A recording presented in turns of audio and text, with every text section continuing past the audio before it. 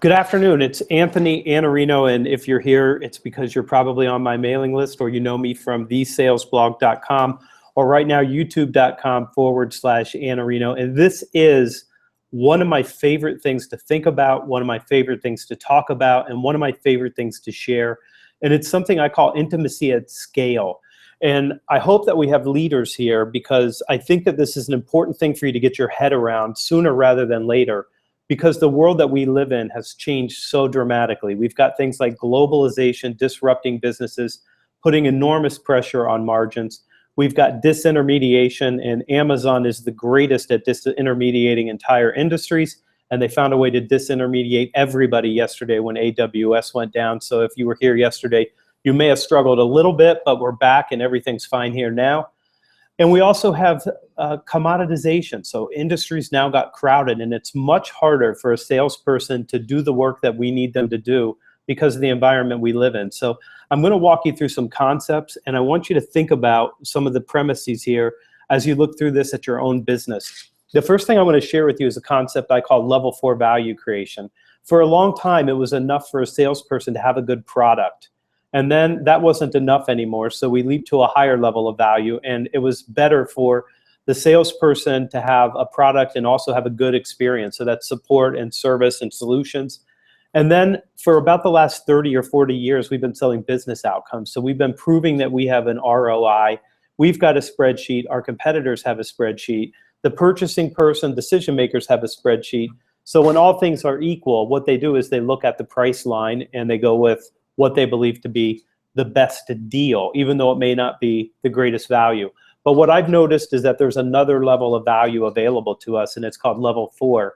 At that level, you're a strategic partner, and you still have a good product, a good experience, and good outcomes, but now you're focused on more strategic outcomes. So you've moved up, and you're having a trusted advisor, consultants conversation with key stakeholders inside your client. You're helping them envision and see a future, and you're becoming an integrated part of how they do business. And the challenge for all of us here is it's difficult to create and maintain this. And basically what I wanted to give you is a framework for thinking about this. For a long time, it was enough to be known, liked, and trusted. But now you have to be known, liked, trusted, and you have to create economic value. So this continuum exists going horizontal and vertical. If you've got low relationship, low economic value, you're level 1.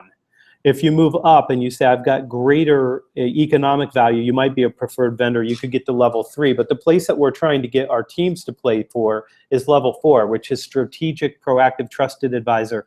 Maximum relationship, maximum intimacy, maximum economic value. That's really the corner that we're trying to play for. So in my view, this is the way the world works. All things being equal, relationships win. All things being unequal, relationships still win.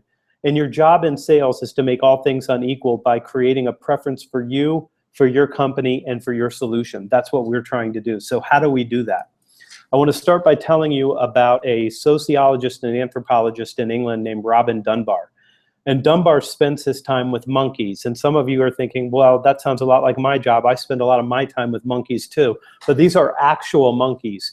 And these primates that he studies, he's watched for a long time to watch about their relationships. What do the relationships look like? And there's a hierarchy and there's a structure in these communities that's given Dunbar some clues as to relationships. And what he discovered is that there's a finite number of relationships that a primate can manage. And the reason that there's a finite number is because they take care of each other. So when they're picking nits out of another monkey's fur, that's a relationship cost.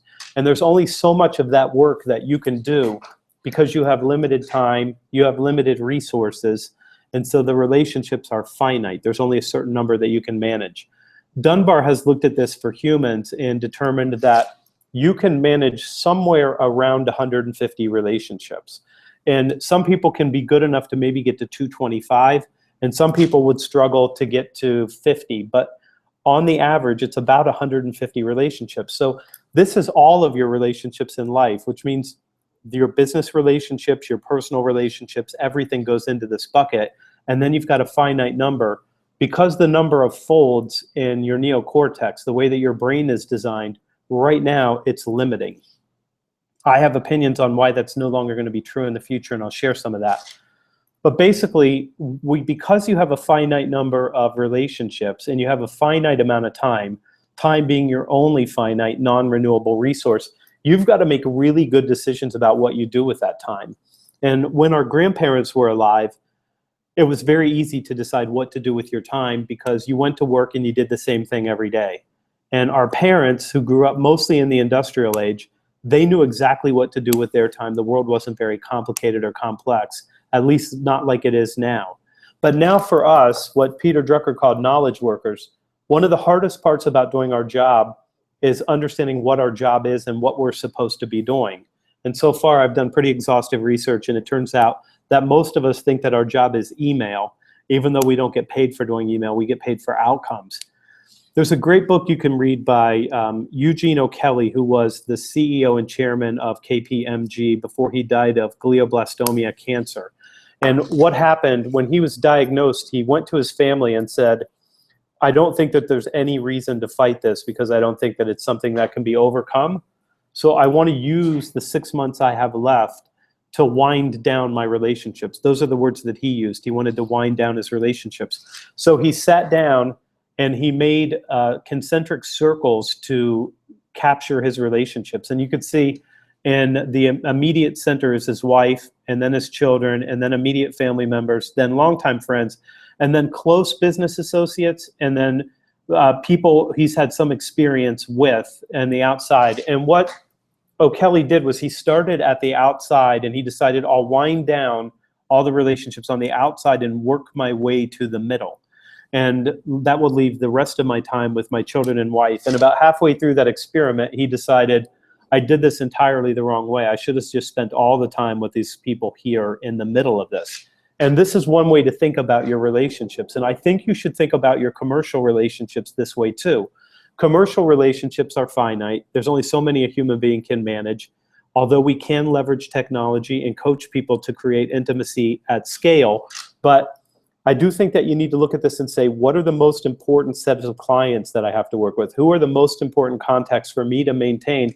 And you need a model that looks at something like this to get started. So because our time is short and because our work is more than we could do in 2 lifetimes, what we need to do is make very good decisions about how we maintain those relationships. And I want to start by giving you some ideas that I think changes what Dunbar's research proves. Dunbar says 150, and I think it's more. And here's why. Because we now have outboard brains and we have increased resources available to us to communicate. So as a chimpanzee or a primate has a certain things that they can do, we have a lot more things that we can do, and we can start outsourcing the relationship management to our CRM, for example. CRM can tell you what you need to know about people. It can be captured in one place. It can allow you to communicate on a frequent basis. And to show you how I think about this, I want to give you some ideas about what's changed for us as sellers as time has gone on. And pre-conventional days, so let's go back 50,000 years, you needed to find some prospects, present what you could trade, even if it was skin or roots or whatever it might be. And you need to be able to ask for the business. The stakes there were fairly low when it comes to negotiations. So salespeople for most of history needed features and benefits, objections, and high charm and high rapport. The only tools available to them were face-to-face meetings, word of mouth, eventually markets. Then we get to modern times, conventional times. Well, now there's a crowded market as we enter the industrial age. So you had to be able to say, I'm different and here's why. I can help you more with this problem than they can. And then the negotiation starts to ratchet up because there's more value being created. So you have to have different conversations about how much value you get to capture. So salespeople needed to ask questions, be able to contrast competitive products, negotiate to capture value. But look at the tool set. So now we've got face-to-face, word-of-mouth markets, newspapers, radio, television.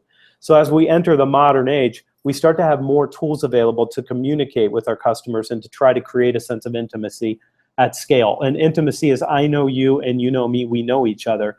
These tools helped with that because we got to look inside and see what was going on in the way that companies messaged us. But now we're in a postmodern era, or maybe a post-postmodern era, and the game has changed. The skills now are business acumen, change management, and leadership. That's what salespeople need in addition to the other skills. And now you need to be able to compel change You need to be able to advise the businesses that you call on. You need to build consensus within those organizations and your own, and you need to learn to lead internal and external teams. So when you look at this and you look at the toolkit that's available now, we've still got face-to-face, word-of-mouth markets, newspapers, radio, television, but we've added the internet, smartphones, websites, content marketing, social channels, and apps. So we just continue to pile on tools. And what's interesting to me about this is that we don't give up tools, we just add to them. So we're increasing the number and the method of ways that we have available to us to communicate. And I think that this means that we need to have a digital transformation. I think that the digital salesperson of the future is going to be very different than the salesperson today, because all of these ideas, these concepts, including intimacy at scale, are new, and we're using the internet to still pave over the cow paths. We're not at the point yet where we're actually going to be able to do what we do when we add AI to this list in a few years. And I know there are people anxious to add AI to this list now, but it's not here because I don't think we're there yet. So we've got these tools now that we can work with. Presence. There's nothing that creates greater intimacy than your presence. So still the most powerful way to create intimacy is one by one. And I want to give you some thoughts about intimacy from my friend Charlie Green, who wrote Trust-Based Selling. Trust is really credibility times reliability times intimacy divided by how self-oriented you are. So intimacy has a very high price because you actually have to be interested in other people and you have to invest your time in them. And it means that I know you and I know that you know me. And that's what we're trying to create using the new toolkits that we have. And the reason so much of us share so much of our lives on video is because what we want is intimacy. We want that connection, like I know you. And there are probably people here who watch the Gary Vee show, and you know as much about Gary Vee as you know about any reality TV star you've ever seen, at least as it pertains to his work life and some of the conversations about his children. And he's created a connection with people by being that intimate. We can share. The most important tool now for the salesperson is going to be their smartphone. There's no question about it. You can now text clients. That ends up being their preferred method of communication, at least in my experience as a C-level executive and as somebody who calls on those. And I also think we're now in an age that I'm calling web-everything. Everything is on the web. The CRM is on the web, the relationships are on the web, the communication is on the web, the channels are on the web. So we've got these devices that we carry around mostly in our left hand, mostly at every minute of the day, or not too far from our head at night. And we know that we're communicating with people because they're getting us on text, they're getting us on email. Email, you don't know if they saw it or not, but text you absolutely do. They're also getting us video, and we're giving them video. So this is changing the nature of relationships. And I'll just share one thing about this concept.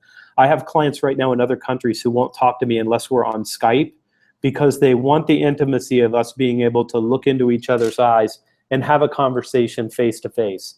And we've added to broadcasting, which the tools let us do now. So a salesperson can both broadcast over Twitter and they can share things on LinkedIn. We have all these channels where it's just a big broad casting of a wide net to get the message in front of as many people as possible. And we also have narrow casting. So we can target people, we can pull their exact information out and make sure we're messaging exactly the right people in the right place and as close as we can tell at the right time. And even Facebook in a B2B play can give you some amazing insight into where your customers are and how you can reach them because Facebook knows everything about everyone. So we're able to narrow cast that and say, I'm going to message this group of people.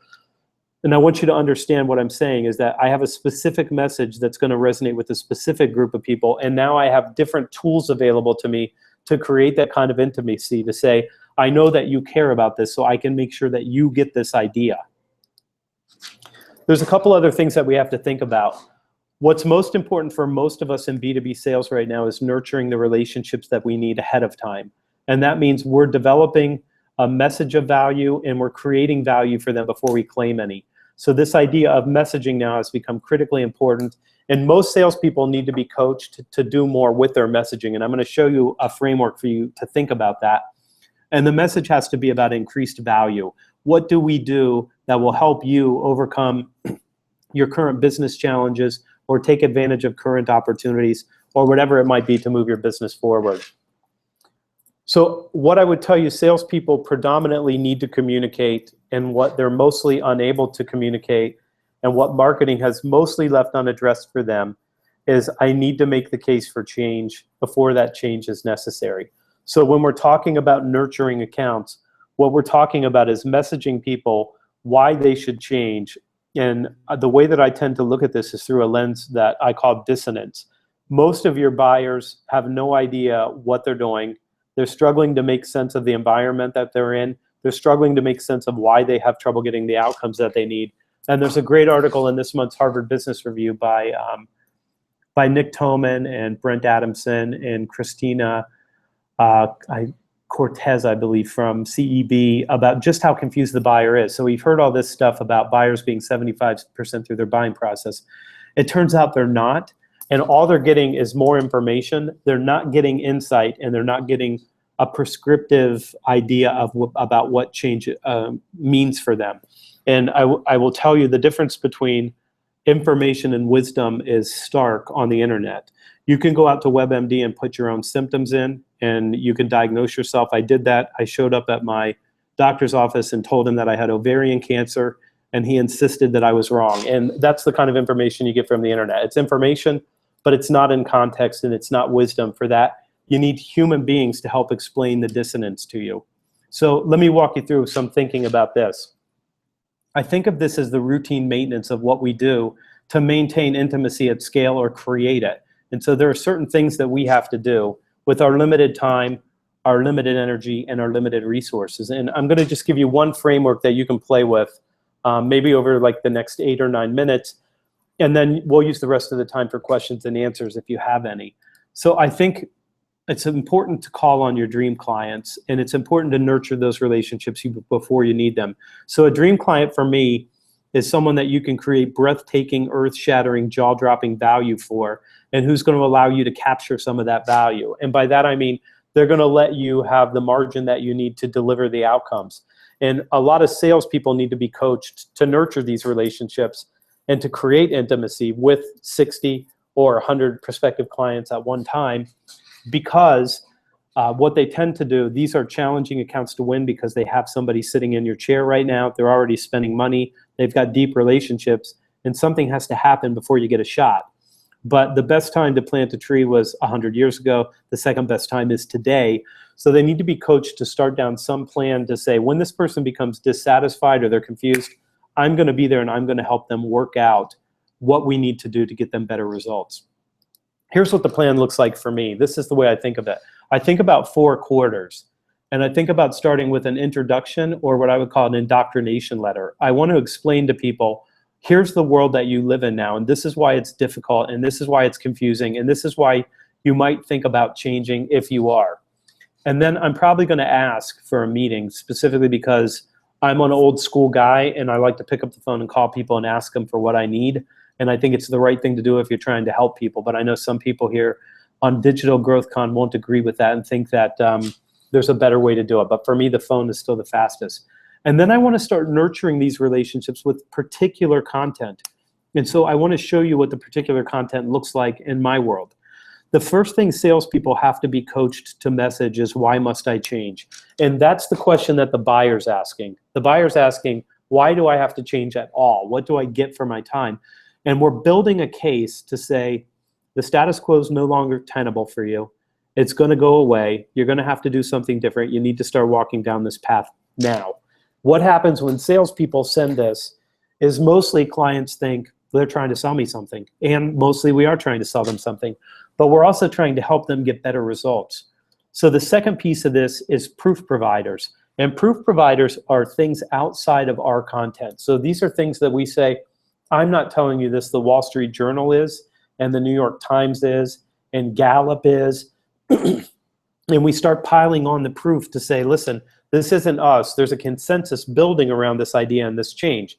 And the sales force needs to be coached when they're creating intimacy at scale to talk about and think about and share messages around what's most important around this change and what do you know about your customer's world, so you can turn that dissonance into something that's actionable. Some people won't resonate with the written word or even video. They'll want facts and figures. They're going to want to see statistics. So you're going to provide some content that your reps can use to communicate. So they're communicating, why must I change? They're communicating, look, this isn't us, it's everybody. And then they're communicating facts and figures to say, let me see where you fit in this world and let me show that to you. And then finally, there's a fourth piece of content that's critical. And that piece of content is your different views and values. What do you believe about this change that needs to occur? What are the values that you think are going to make people make certain decisions or certain trade-offs around what they do in the future? And what should your strategy look like?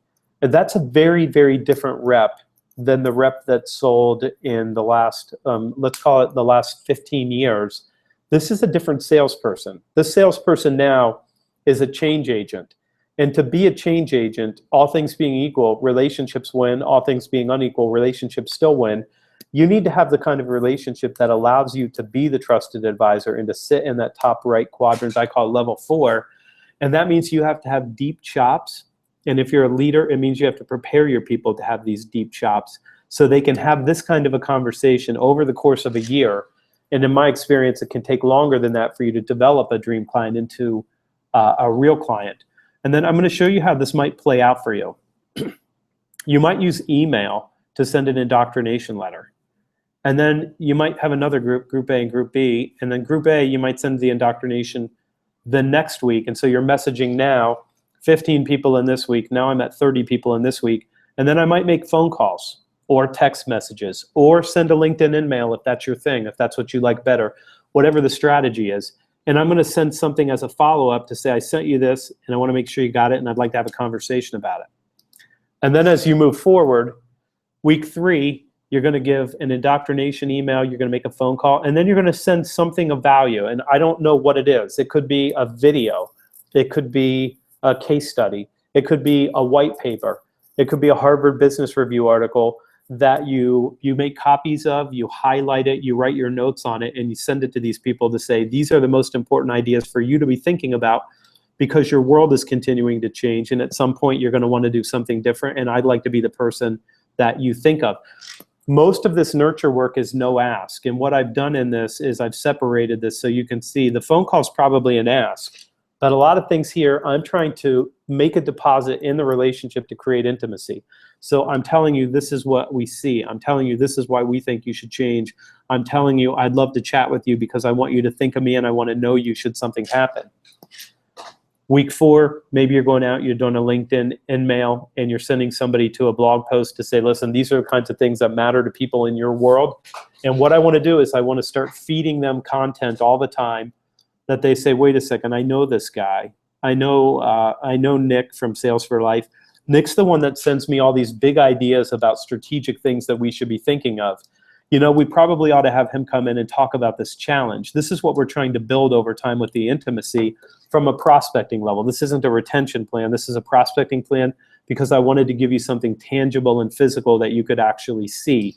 And so you can see weeks, we're just adding Group A, we're adding Group B, we're adding Group C, we're adding Group D. And we're continuing to reach out and touch people over time. And you can put 2 weeks between these communications. It doesn't have to be week 4. It could be week 8. You could put 4 weeks, whatever it is in your world that works for you. But you need some sort of plan to say, we need to start a dialogue. And we need the intimacy to be based around the value that we create, our understanding of the world that we live in, and how we're supposed to be helping people make the changes that they need to make. When you look at this workload for salespeople, I just want you to see a little bit of what's changed. We do have to use the email. We do have to use the phone. We are going to use other tools. We're going to use LinkedIn. We're going to use our own blog posts. We're going to use white papers. We're going to use videos. We're going to use video interviews of our CEO. We're going to use everything we can to message this in a way that creates intimacy. And I think that what we're going to see from my view right now is we're going to see more and more video being used than ever. And I think we're going to see more video being used on commercial, for commercial outcomes on B2C plays like Facebook, for example. I think you're going to see a lot more B2B work over there. And I think over the past couple weeks, what we've seen is Facebook and LinkedIn decide that they're both going to go after the same market. So Facebook now wants to help you with jobs, and they want to help you with advertising. So you're starting to see this war take off, and it's starting to merge B2B and B2C. So you've got Facebook now entering that. And if you go on to LinkedIn right now and you look at about the first I don't know, scroll down maybe 12 posts and you'll find that 3 out of 12 of them are now more personal than they are business. And it's this sort of merging of all the technology into one thing, and it's a tool for communicating to a certain market. So this is generally what I think of. When you think about the intimacy, it takes a lot of nurturing. It takes a lot of presence, even if the presence isn't physical. It takes a lot of presence. It takes a lot of communication. And this is just the front end. So this isn't what you would do in the process. It's not what you would do to create intimacy at scale post-sale, actually, when you have the client. But I wanted to give you something to look at. So that's some way to think about this. There's some things that intimacy requires of you. And we talked about this at the beginning with Dunbar and his chimpanzees. The things that I think that it's important is that you have to care personally. And I learned this a number of anniversaries ago when I sent my wife flowers on the anniversary. That's just checking the box. If you're just checking the box and saying, I'm just checking in on you because I'm obligated to, it's not the same as nurturing the relationship and saying, I have something that you must know. I've got to put it in front of you. I don't know if it's going to work for you or not, but I want you to see it first. Now I'm thinking about you specifically, and that's different. We have to explain dissonance more. We have to spend more time continually educating our client on how their world is changing and what do they need to do to be different. And the person who cares enough to show up and start explaining these things owns mind share, and she who owns mind share owns wallet share. That's basically how the world works. It's worked that way for a long time. And you also have to continually work to protect your prospective clients and your clients from harm. And that means don't let them find out they need to change after they should have changed already. You've got to get in front of that, and that's what intimacy at scale is going to let you do. It's going to let you communicate, broadcast, narrowcast, face-to-face, word-of-mouth, social tools, every single method available to you to maintain and build those relationships so that you can do this. But what you want to do is capitalize on opportunities, and you want to protect your clients from harm. So that's the end of the presentation. I'll tell you how to find me. I'm at thesalesblog.com.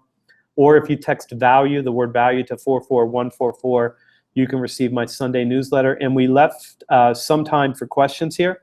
So let me answer a few questions.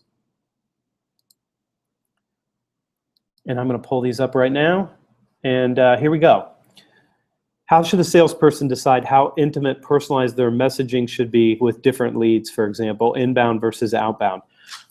Jason, I think it's going to vary from person to person, but here's what I would tell you. If it looks like marketing sent the message, if there's nothing personal, it's not nurturing. If it's marketing, it's marketing, and if it's nurturing, that means a rep, a human, has to do it. And I don't think that you can nurture leads from a marketing perspective because you're simply broadcasting. It's not narrow enough, and I don't think that the message is personal enough. So I would tell you my thinking on this is narrow the number of prospective clients that you want to nurture and make sure that you target well, and then make it really, really personal. I think that's going to help you more than almost anything else, because they're going to actually know this came from Jason, not from XYZ widgets. Julia asks, you mentioned that one client only engages with you over Skype. What other channels do you recommend for creating intimacy at scale? From my own experience, there's a number of things. Email works really well with individuals if you have a long message to send them and you can personalize it. Scanning articles works really well if you can write a note and say, this is why I think these 3 lines are most important for you. Zoom US, GoToWebinar, anything that you can get your video face and their video face on the same screen is going to help you with intimacy. A personal thank you card. I mean, if you look at Bond, who sends cards in your handwriting, I mean, I think my handwriting is atrocious, but Bond has a robot that can write. And I think sending something personal says that you really care about me. And that kind of thoughtfulness now is going to create greater intimacy in a world where we don't do that anymore. So I think we're out of time. And I'm going to ask Nick, are we done? Is there other questions? Anything else I can do? And you know how to get a hold of me. If I can help you, please reach out. All right, we're finished. So thank you. Thank you for your time. And I look forward to hearing your thoughts.